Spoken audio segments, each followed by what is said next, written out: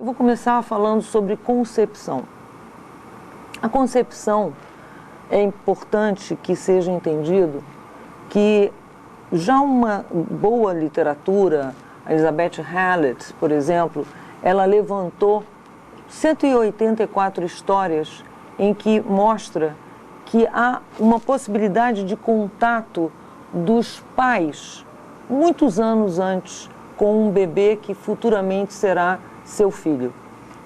Então ela pegou pegou vários relatos de pessoas entre Canadá, Estados Unidos, de culturas basicamente do hemisfério norte, onde esses relatos eram constantes, comuns. E as pessoas poderiam descrever, por exemplo, semanas antes, meses antes, anos antes, ter visto aquele que seria depois o filho deles, em sonho ou uma visão fugaz. E depois se verificou, os Karmans, eles perceberam que, na verdade, em 165 culturas, esse mesmo fenômeno se repetia. Depois, o Seligson vai descobrir e vai relatar 1000 sonhos na Coreia do Sul, onde as pessoas relatavam a mesma experiência. E, em função disso, os Karmans propõem que se crie um novo paradigma, em nível mesmo de biologia, em função desses achados constantes. Hoje surge uma bibliografia bastante grande, porque isso virou um filão de pesquisa, né? Aquilo que, na verdade, não se sabia, eu como terapeuta, inclusive, já ouvi pessoas apenas falarem depois de que elas ouvem isto, porque elas guardavam como um segredo para elas essa experiência, porque achavam estranho. Mas no momento que elas passaram a ser informadas que várias pessoas têm essa mesma experiência, começam a relatar. Existe uma realidade importantíssima que é, naquele momento da concepção, no momento, digamos, da célula-tronco aparecer, a emoção do pai, a emoção da mãe, são as condições de ajudar a fazer essa primeira impressão. Essa impressão vai ficar ali na estrutura, basicamente, do DNA. Então, observem essa imagem desse quadro, que está num livro e que, na verdade, é de 1100 anos atrás, é um livro tibetano. Ali já aparecia a situação de todo o périplo que acontece na entrada da alma e toda a condição embriológica que vai acontecer, a situação de que, na verdade, hoje a embriologia sabe que quando um feto se desenvolve, na verdade tem toda uma história das espécies que aparece. O peixe, o anfíbio, o réptil e o mamífero. E tudo isso, em 1100 anos atrás, eles já tinham descrito, como tinham descrito um detalhe importante, que é quando um homem está grávido de um filho homem, ele passa como se fosse toda uma memória de volta é ativada nele, assim como uma mulher grávida de uma mulher, toda a memória da vida dela intrauterina é ativada também. Esse é um detalhe importante, que é a chegada da alma naquele momento, no momento da concepção. Esse momento é o momento em que precisa haver muita harmonia entre os dois para que exista a melhor condição de baixar o download do DNA. Há um trabalho muito importante que foi feito na Índia já há 35 anos.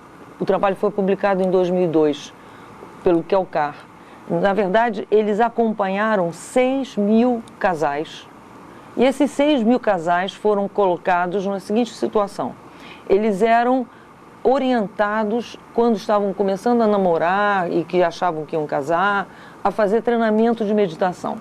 E depois, durante o tempo de casamento, e depois quando determinavam que iam ter filho, uma preparação para a concepção, um treinamento sobre a capacidade de meditação e, sobretudo, de imaginação.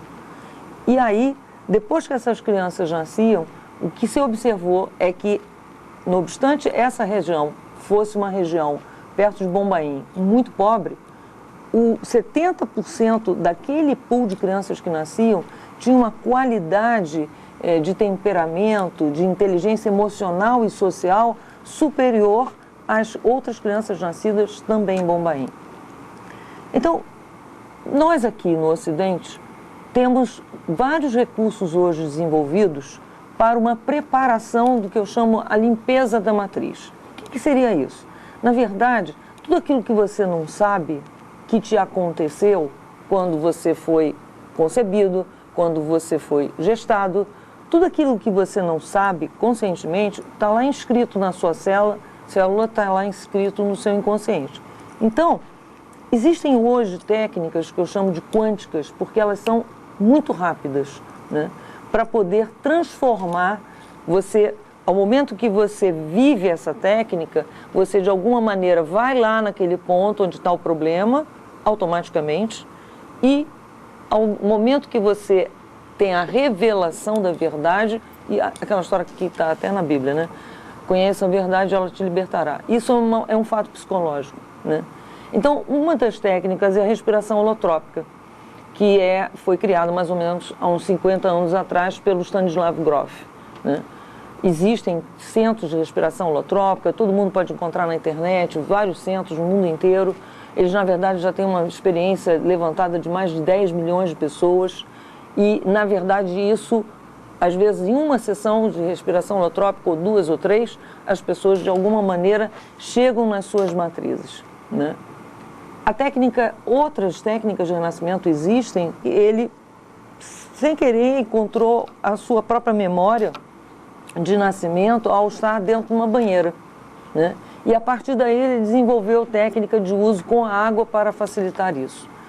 A terapia crânio-sacral, que é uma técnica descoberta pelo Uplinger, e essa técnica se baseia na possibilidade de um terapeuta segurar o sacro e o crânio sacro de uma pessoa e depois colocar a mão no fígado dessa pessoa, e essa pessoa de alguma maneira começa a ter memórias ou lembrar memórias que são bloqueantes em geral na vida delas, mas que estão relacionadas ao período de gestação e parto ou então épocas de momentos de grande dor que elas tenham passado durante a infância.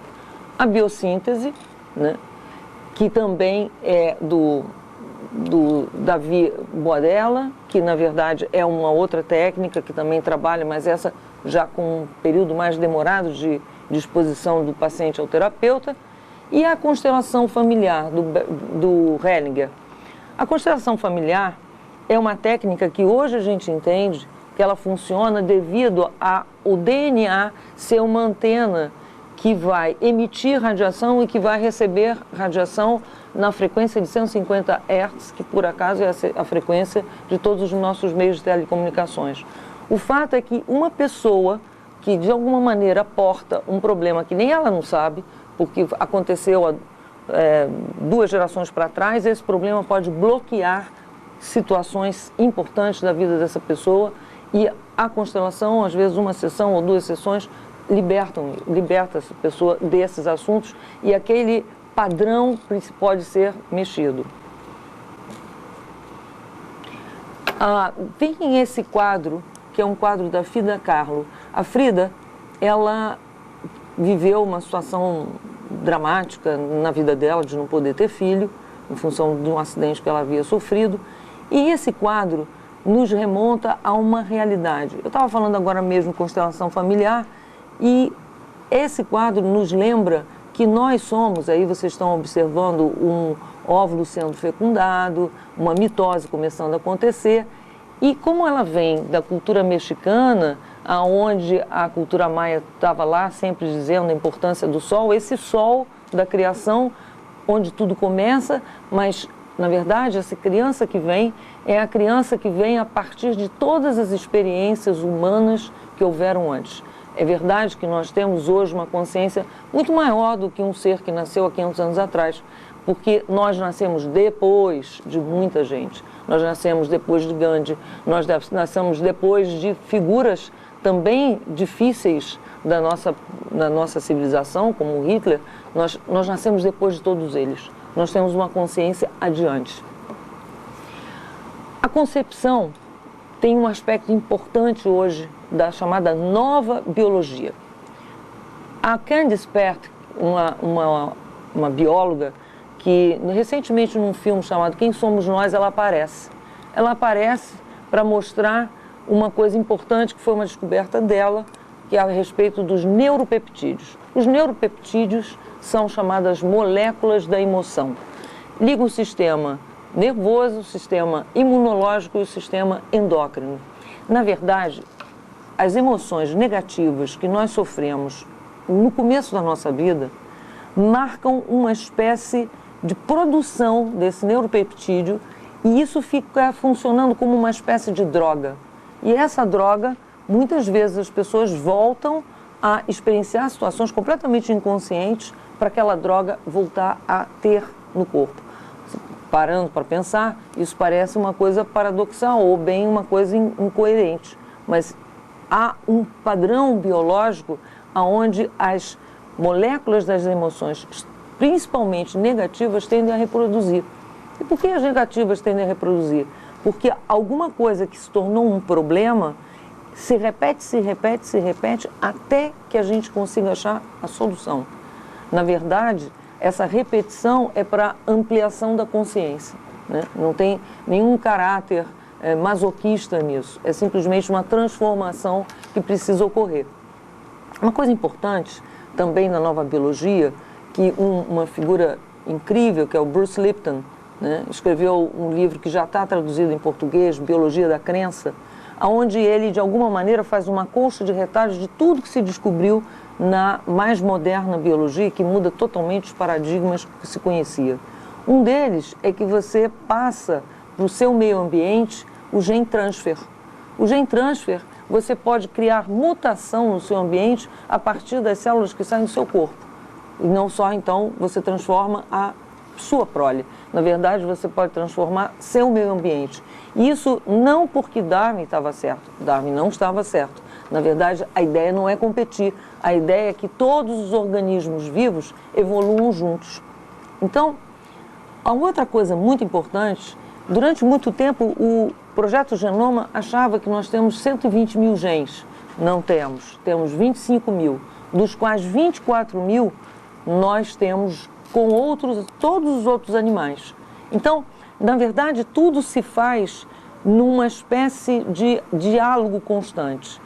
Também, tão pouco como aprenderam na escola, não é o núcleo a parte mais importante da célula, mas sim a membrana, porque ela comunica o que está acontecendo no meio para que o núcleo se adapte, mude o DNA para que possa continuar a vida acontecendo, né? Então, a vida é um estado constante de colaboração, não existe aquela discussão que se tem há muitos anos, meio ou gen. Na verdade, meio e gen é um diálogo. Há sempre a mutação, possibilidade da mutação adaptativa. Se não existe o recurso no meio para que um organismo fique vivo, na verdade, a membrana comunica ao núcleo, a uma nova adaptação e a vida continua. Então, o ADN é uma molécula bastante complexa e, na verdade, você hoje sabe do grupo de pessoas que ficaram dissidentes do Projeto Genoma e que voltaram para os seus países de origem para continuar as pesquisas, descobriram que, na verdade, o DNA é um supercondutor orgânico, né? Ele tem a capacidade, se essa molécula for esticada, tem 2 metros. E ele tem a capacidade de armazenamento de 3 gigabytes. Esse armazenamento faz a possibilidade de não só transmitir, como eu já falei, a 150 Hz e receber. E de alguma maneira, essa frequência de 150 Hz também é da luz azul do céu, né? O que acontece é que hoje a gente sabe que só 10% dessa molécula é que condiciona caracteres físicos nossos. 90% dela simplesmente é como se fosse um mecanismo de linguagem explicando como é que vai acontecer. Isso é muito interessante porque hoje o DNA é estudado por linguistas, né? Então, na verdade, no momento específico da concepção, esse momento é um momento onde não se sabe quanto que pode ser impresso naquela molécula de extraordinário para que ela seja extremamente funcional. É muito importante a nutrição. A nutrição que aconteceu antes da concepção.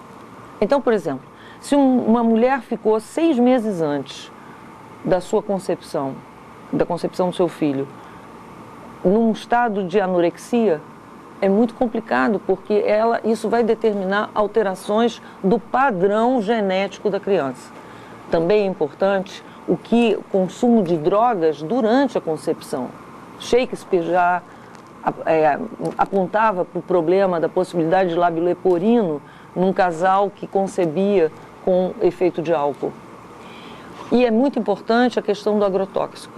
Todo mundo que puder, o agrotóxico, na verdade, ele é cumulativo e ele fica na parede peritoneal para o resto da vida. Só vai sair do organismo da mulher através do leite. Então, hoje está se pensando em vários tipos de dieta de limpeza. Uma das dietas é a macrobiótica, uma das possibilidades de limpeza, de desintoxicação de agrotóxico. É bom lembrar que no Brasil o consumo de agrotóxico é alto, porque se consome agrotóxico aqui a uma proporção 300 vezes superior ao que a Organização Mundial de Saúde acha razoável, né? A outra coisa importante é o transgênico. O transgênico, na verdade, é um gene emprestado de um animal que passa para outro animal. Como, na verdade, nós temos quase que o mesmo código genético, 24 genes semelhantes, evidentemente que há estudos importantes apontando para o problema da transgenia como uma verdadeira bomba atômica biológica. No entanto, no Brasil, a legislação permite o uso de transgênico e, inclusive, o Brasil foi signatário de um acordo que não precisava dizer para a população internacional quando é que tinha transgênico no alimento. Mas eu sugiro a vocês a consulta ao Greenpeace. O Greenpeace tem folhetos de relação dos alimentos que contêm transgênico. Nas tradições já aparecia essa importante observação que é a condição de concepção. Portanto, tudo isso que a biologia descobriu, que a psicologia descobriu, na verdade, já aparecia nos Vedas. Nos Vedas já aparecia que era importante que as pessoas guardassem cuidado com relação à hora, o momento, o estado de espírito, a alimentação, porque isso condicionaria que pessoa é que iria se encarnar, né? Então, há um mito importante que é o mito do nascimento do próprio Krishna. Krishna, na verdade, filho de Devaki, ela, na verdade, vai ter uma vivência de que Vishnu a engravida. Ela vai ter a chamada concepção imaculada. E Krishna nasce assim. No Bhagavad Gita, essa colocação é sempre ratificada de muitas maneiras. Várias histórias são contadas, inclusive na concepção védica, a relação do surgimento de uma era difícil, que é a era da Kali Yuga, que segundo eles nós estamos nela, foi provocada justamente pela falta de cuidado na concepção. E aí nasceram mais demônios do que deviam. E há vários outros, eu inclusive entendo que a marca do Avatar, a marca do herói civilizacional, é a história da concepção imaculada, é a história da concepção anunciada. Então, Horus, nascido mais ou menos há 3.000 anos antes de Cristo no Egito, também um herói civilizacional que vai ter toda uma história de trajeto muito semelhante à figura de Cristo, que vai ter um nascimento especial, que vai ter uma concepção anunciada, que vai ser um herói que vai realizar milagres, que vai propor amor como solução, que vai ter um fim trágico, inclusive de crucificação, que vai trazer para o mundo uma mensagem de transformação e de amorosidade. A mesma coisa Buda. Há um dos Budas, existem vários, com uma história muito parecida com Horus, que também é muito parecida com Krishna, que é muito parecida com Cristo, que é a figura do herói civilizacional, que vai ter uma concepção imaculada. Na verdade, sua mãe Maia recebe um sonho, um elefante branco que entra pela axila, e assim existe essa concepção, essa estrutura mítica que vai trazer a esse ser a condição dele ser especial, dele ser um ser que pode trazer uma mudança civilizacional. Novamente, ele consegue fazer milagres, ele consegue fazer coisas diferentes e passar, sobretudo, uma mensagem de amor. Na tradição judaica, você vendo no Mishneh Torah, uma observação importante que aparece nos Alachot, que são um ensinamento sobre conduta. E lá eles dizem o seguinte: é muito importante que os pais prestem atenção no que eles falam durante o ato da concepção, porque isso impregna naquele filho que vai aparecer. Na Bíblia, são muitas as situações em que aparecem referências. Abraão e Sara, que vão receber Jacó, Isaac e Rebeca, que tiveram Esaú e Jacó, Jacó e Raquel, que dão à luz a José, que conduz o povo a um novo destino, Sansão é anunciado com uma recomendação nutricional, Zacarias e a esposa Elizabeth têm anunciado o futuro nascimento de João Batista, que é o primo de Jesus, a passagem também aparece no Alcorão, e no proto-evangélico de Tiago, Joaquim e Ana recebem Maria. Maria recebe o convite de um anjo para receber Jesus. Então, sempre está aparecendo, e aí várias outras figuras de panteões, os mais distintos, das mais distintas culturas, essa situação. Não se sabe exatamente quando é que o herói nasceu, mas se sabe sempre que a concepção dele foi anunciada. Aí se está vendo o encontro de Joaquim e Ana. É o beijo que marcaria a concepção de Maria, mãe de Jesus. Há vários heróis civilizacionais, como Mitra, que nasceu entre 1400 e 1200 anos antes de Cristo. Ele vai ter vai ser uma imensamente importante figura na Pérsia. E novamente aparece a marca do nascimento sobre concepção anunciada. Tutankhamon, no Egito, entre mais ou menos 1305 anos antes de Cristo, novamente ele vai ser um herói civilizacional extraordinário, vai fazer milagres, vai propor amor, vai propor uma transformação, e ele novamente nasce com concepção anunciada.